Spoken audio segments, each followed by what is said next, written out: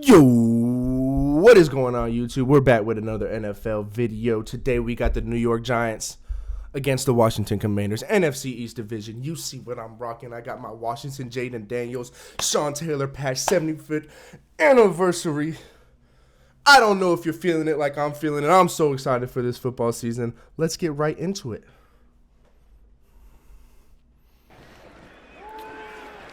Third and one, first play. Daniels gets away, looking to run, tucks it to the first down. Put the team on your back. Why not, Jayden Daniels? Those are the plays he told us about. He said, maybe I don't do it as much first and second down, but on third down when I have to.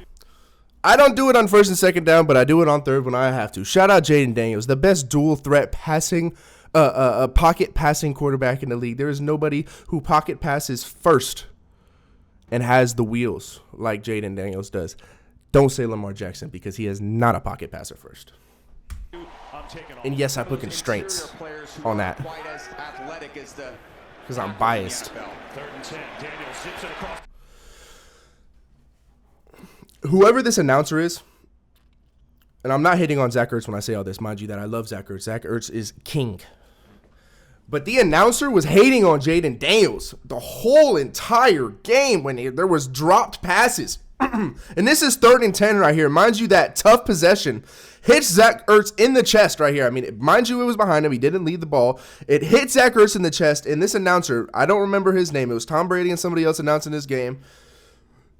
Jayden Daniels just has to lead the ball there for Zach Ertz. It's just behind him too much, not really giving Zach Ertz a chance to bring that ball down. 4th down, they're going to be punting it, turnover on down, whatever the hell he said.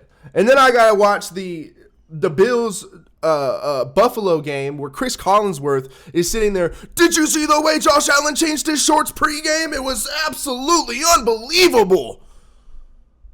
I'm sick and tired of it. Jayden Daniels, and there's people in the comments like the younger kids and stuff like that talking about glazing Jayden Daniels and stuff like that. The NFL kind of, if the NFL and Jayden Daniels were sitting at a table, right?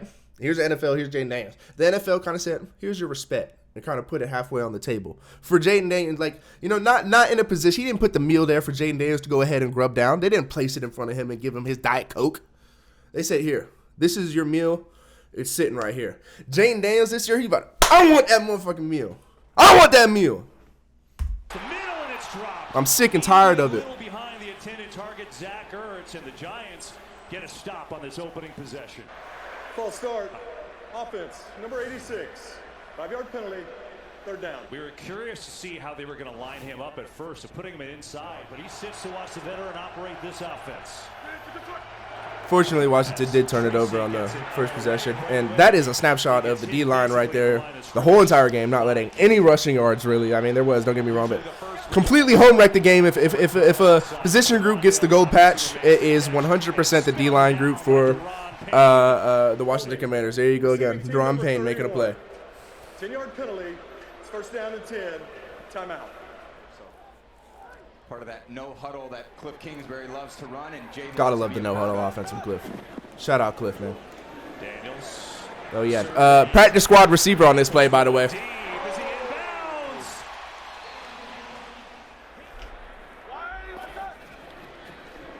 Daniels on the fake.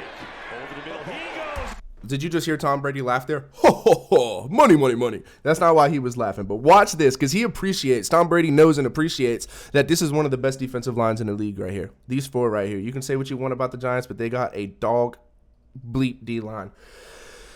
Watch this O-line work here. I think one of them maybe pulls or something like that. They slide to the left, hold this. Like, it's just beautiful. Watch this. And they don't come back more than a yard off the line of scrimmage.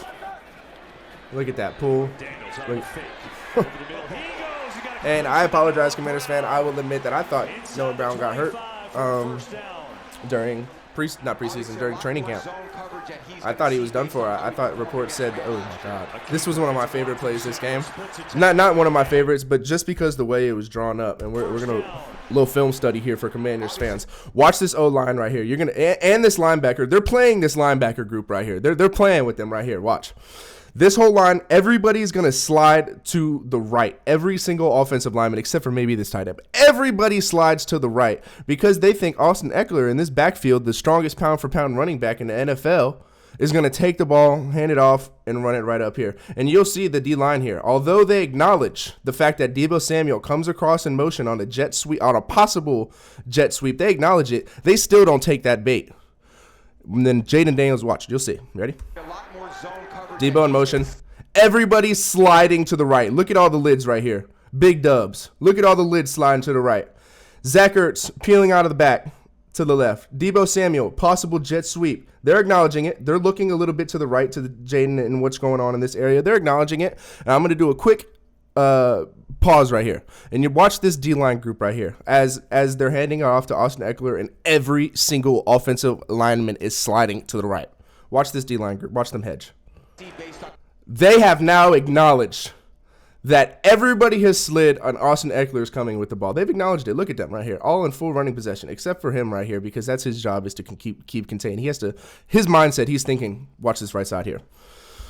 Keep the play running. We got Deebo Samuel and Zach Ertz, two big bodies, two great blockers, blocking for our beloved quarterback, Jaden Daniels, who not 9 times out of 10, but a lot of times is going to take this for more yards than it goes for, is all I'm saying. This is why I like this play. It could have been more yards, but it look at everything that's happening down here, and then look at this. If you cut the screen right here, look at this 3-on-3 offensive drill. And I maybe 9 times out of 10, 9 times out of 10, Jaden Daniels cuts up on these dudes. He's not stopping Jaden Daniels. He's not stopping Jaden Daniels. He might have the athleticism too, but it's still Jaden Daniels. Zach Ertz made this block, but got turned around, unfortunately, which kind of blew up that play there. But absolutely beautifully drawn. I wouldn't mind if Cliff put John Bates where Zach Ertz was there, right there. You know, best blocking tight end in the league. But we reward Zach anyways, though, because the drop, tough block, you know, let's get him going. You know what I mean? Not literally, but hey, angle route on Zach Ertz, get him on a one-on-one with the linebacker, man. I think that's what happened here. Yeah, pulls the linebacker, one-on-one. Let's just get the ball in the end zone.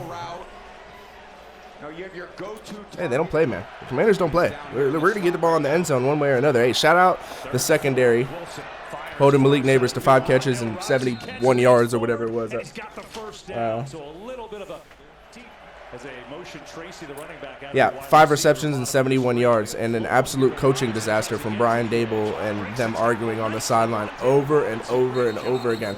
I mean, there was clips of Brian Dable like trying to dap Malik Neighbors up, and he wouldn't do it. Giants fans, if you're going to be excited about something, here's the first play from Cam Scatterbo, your rookie running back, picking up a huge play. First play, by the way. They acknowledged him. We're all watching him. The announcer, bang! The announcers acknowledged him. We all were watching him. And then Malik Neighbors hit a dirty out route right here on Quan Martin. I mean, Quan Martin left the screen there. And what they don't show, I'd be surprised if they show it because it wasn't that big of a – actually, maybe it's a highlight when Cam Scatterbo absolutely – the next play right after this took Frankie Luva's head off.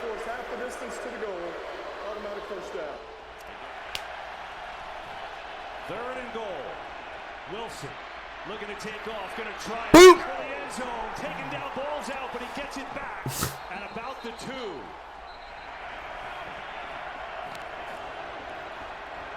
And they're not showing this right here. Mind you that it's 3rd and goal right here. They got it was like 4th and goal. Marshawn Lattimore or something happened where we got a pass interference in the backfield on Russell trying to throw a touchdown pass.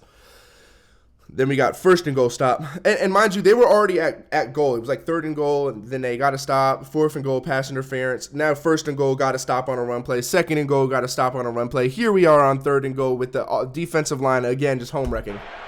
Wilson, end zone incomplete. And to this point, which they got to 4th and goal, and Brian Dable said, all right, just fucking put the field goal in because we suck. Excuse my French, sorry. 16-play drive, hoping to get 3 on the board, and Graham Gano will do that, but obviously a little disappointed. 0 touchdowns allowed by Washington today. 3rd and 9. Daniels going deep for Terry McLaurin. He's open.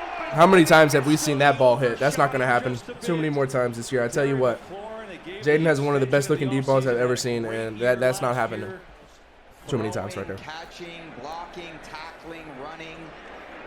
You can design up all the scheme plays you want. Abdul Carter almost got that one, and he got one. Zashevsky off a great punch. That had me so hyped. Boom! Singletary again. It's good. But that might have been the best run of the whole entire day. Was that right there About the 24 for the Giants? Third down and short. 3rd and 1. Commanders blitz. Side. Who the hell does Russell Wilson think he is? 3rd and 1. Commanders. Bro thought he was Patrick.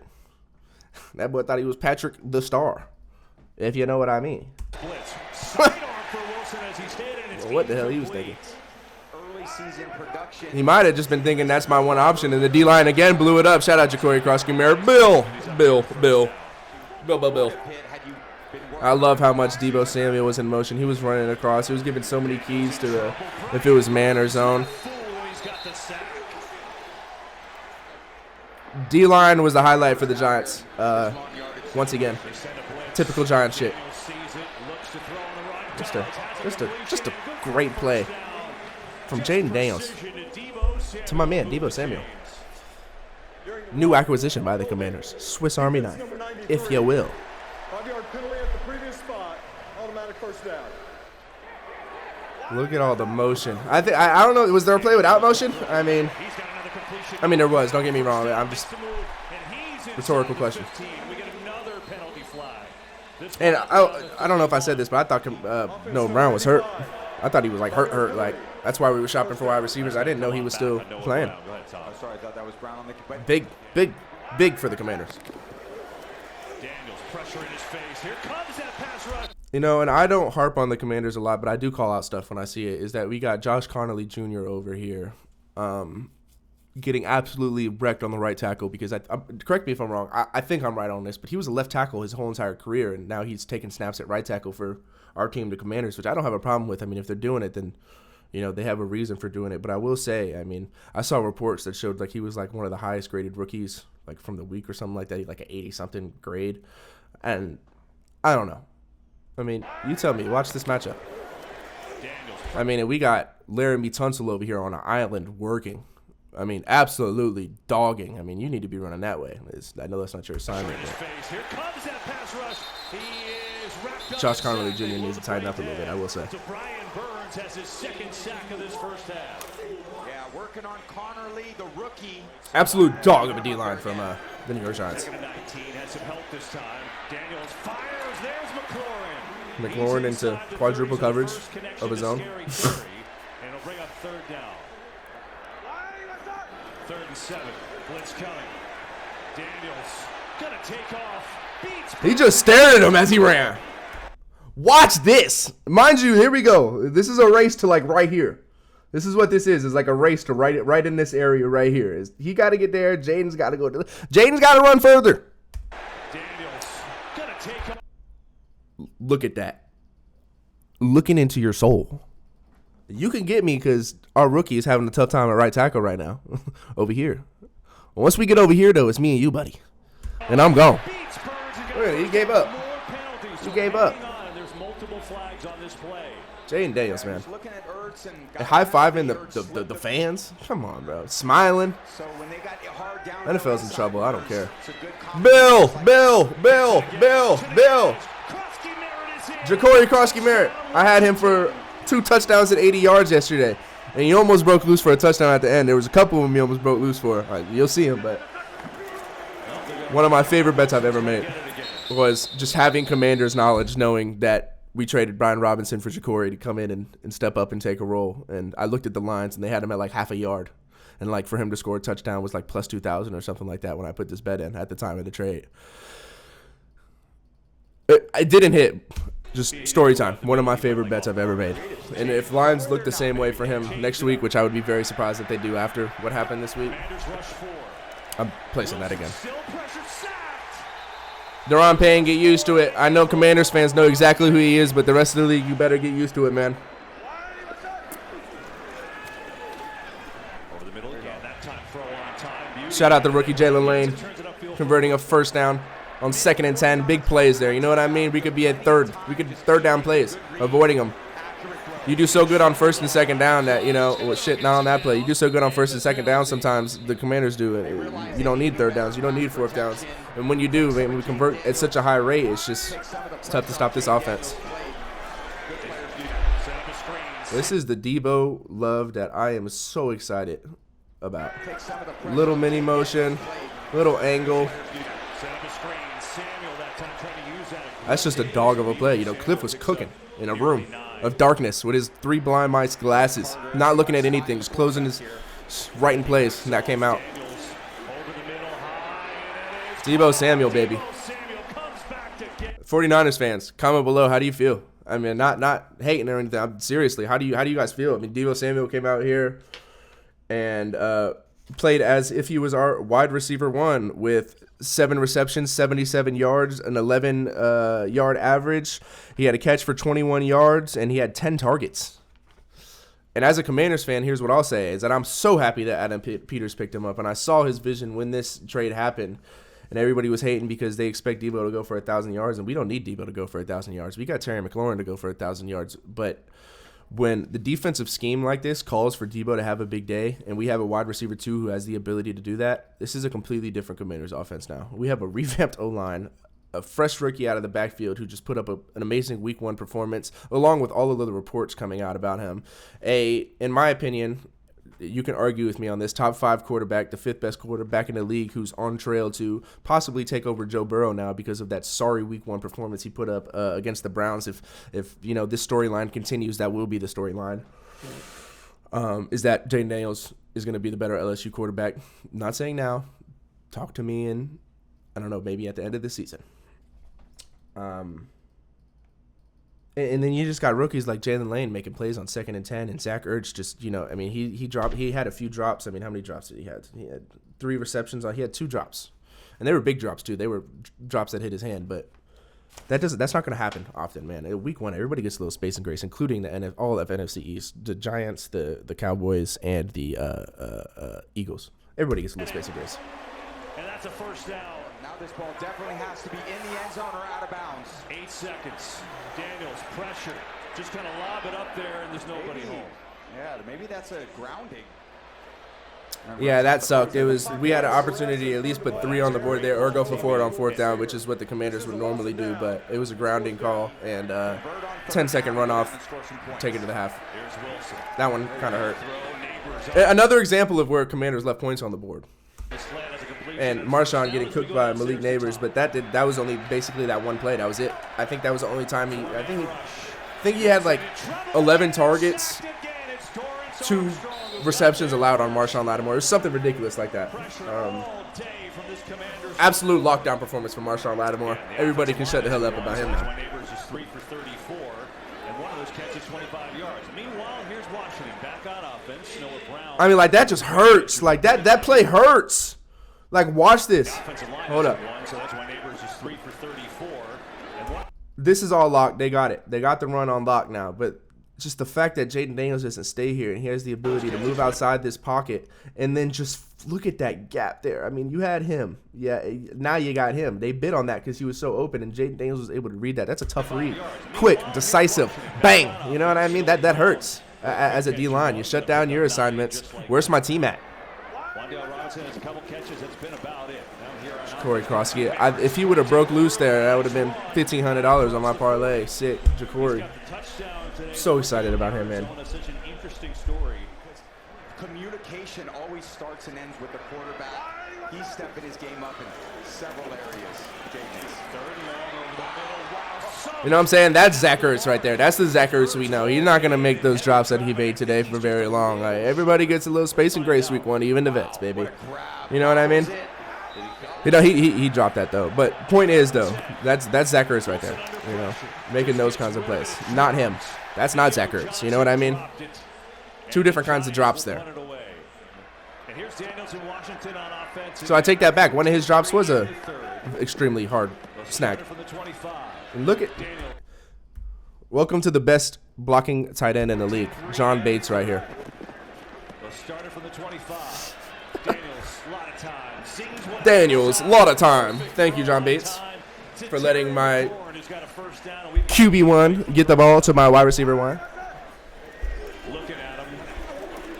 Waiting, throwing. That was a catch. You can't tell me otherwise because they marked it as incomplete. They marked it as incomplete here. I think they replay it. Incomplete. See, he's saying this should have been a catch, really. Kind of drifted back. It's so close, but it's because they ruled it incomplete at the beginning that they didn't have irrefutable evidence to change it back. But it should have been marked as a completion there, and then they should have went back and looked at it. So the Giants head coach choose to challenge, you know. And this one right here, this play right here, this play bothers me so much. And it's not because of the tush push thing or whatever. Like, it has nothing to do with me not liking QB sneaks, because I don't like the tush push. But this has nothing to do with it. It's the fact that Russell takes the ball to the right here. He kind of curves around one of these offensive linemen right here. And then one of our guys licks his ass, to which he rolls onto the left side of the line here. And he's still actively reaching for yards and still actively trying to get yards. As one, I think it might have been Quan Martin, maybe Marshawn Lattimore in here, smacked the ball out of Russell Wilson's hands as he's actively reaching, but the play was blown dead maybe like a second right before that. I mean, you tell me if Russell Wilson is still actively moving and trying to get yards here. Watch. Reaching. I'm still reaching. That's a fumble, if you ask me. He is not down. He is on a pile of dudes, and Marshawn Lattimore smacked the ball out of Russell Wilson's hands. If you ask me, that's a fumble, but it's not a fumble because obviously they blew the play dead. But, I mean, tell me, why are we calling? Look, rushing. I'm reaching now. I'm rolling. I'm reaching. He still got more yards there. You know what I mean? They didn't give him that extra half push he got because they called it like that, and they don't call it like that when they do a tush push, I will say. So that's a little frustrating. I think they should give the D-line another second. If he wants to reach like that, that's a fumble if you ask me. An absolute hammer of a hit. And that was a struggle bucket for Malik Neighbors. That was a struggle bucket. Just Noah Iganagabi, our backup corner, was on him because somebody stepped out for a play. I think it might have been Quan Martin stepped out for a play. It's like a Deron Payne just having an absolute game. But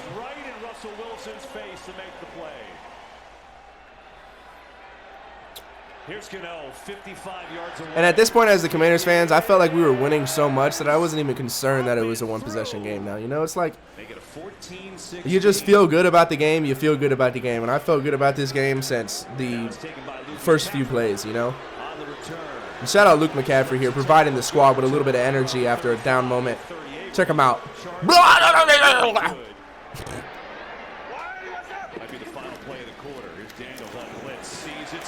That's just so demoralizing for a defense. So it'll be a third down and one, likely when we come back to start the fourth quarter. Fourth quarter.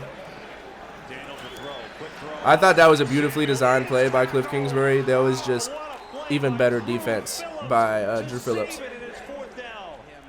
On every play, Kafka's looking down at his call sheet, trying to figure out how to get him the ball. Kid Debo, one of the best yards after the catch guy. The ball in the open field, just happened to make a great tackle. Great catch there by Malik Neighbors. But he was frustrated literally the whole entire game. I remember he was arguing with Dable. Dable was trying to dap him up. He wasn't having it. Like, he was trying to come off the field and not. I think he didn't play for a play or something like that. Like, and they're not talking about that, but that happened. Like, big drama going on with Malik Neighbors and the head coach, which is an issue. Big hit there by Jeremy Reeves.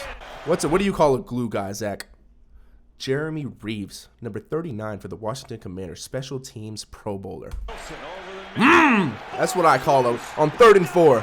And give it to your vet to pick it up, man. We'll take that. Thank you very much.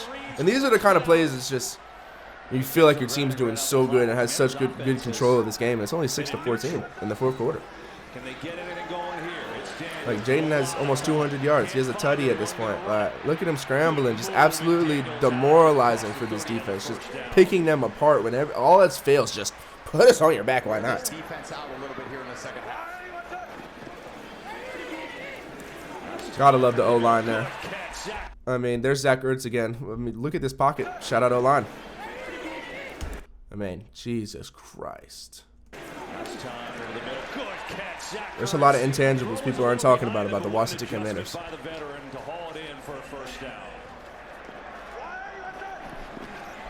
Design QB draw that runs into his offensive lineman and still picks up 15 yards. Have you ever seen a quarterback bounce off of his offensive lineman? Boink. Like, what? Best pocket passing dual threat quarterback in the league.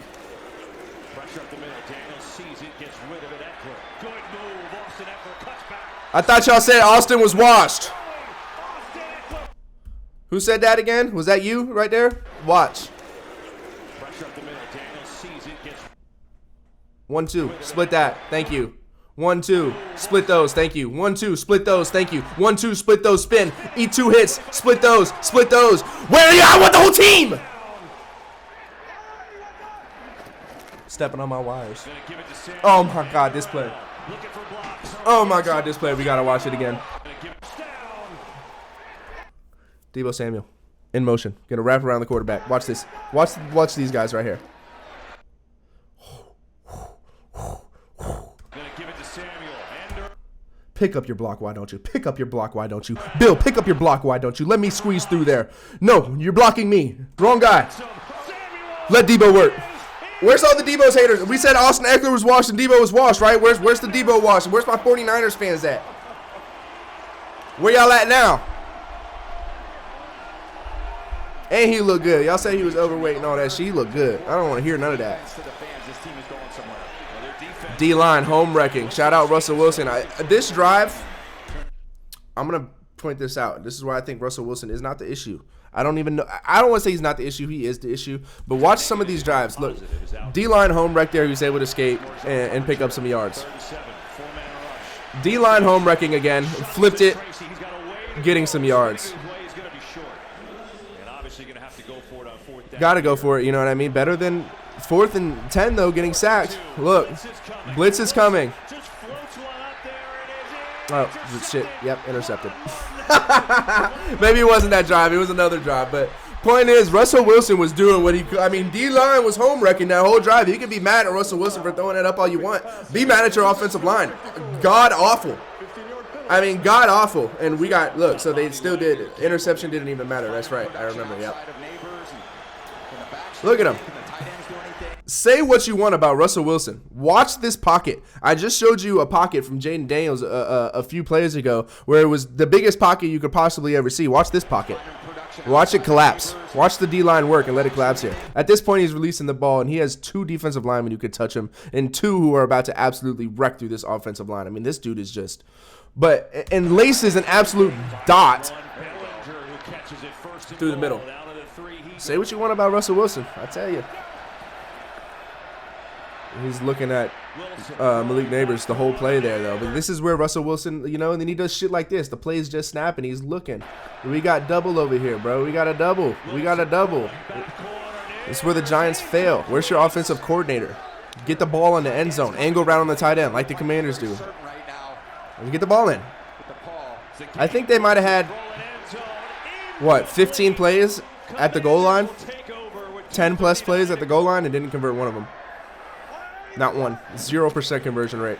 I think I said this before, but I had the Ja'Cory Crosby Merritt parlay, and at this point, I think he had like 30 yards and a touchdown, and I needed 80 yards and 2 touchdowns from him. The way I stood up in my seat when I saw this gap. Outside, first down. Why did you come out of the screen? Maybe a lot more. I thought he was gone. All the way up to mid. I thought I made the 1,500.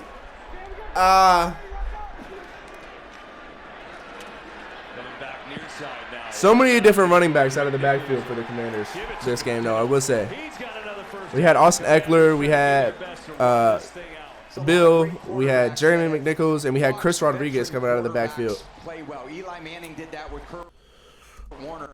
Brian Dable and Dan Quinn. Just shake his hand and get us out of there, Dan Quinn. Yeah, appreciate you guys for watching the video. This is what I'll say about the Commanders right here is that there is a path to the Super Bowl. And I'm not going to say that, you know, my prediction is the Commanders to win the Super Bowl. It is because I'm a Commanders fan. You know what I mean? But when you back off the bias, there is a path. And this is what I'm saying is we all just watched the Eagles-Dallas game, Thursday night primetime football, where, you know, Dak Prescott on that offense looked good, not elite. They looked good. And Philadelphia's defense looked good, you know, not elite. You know, there was problems on Philly's defense.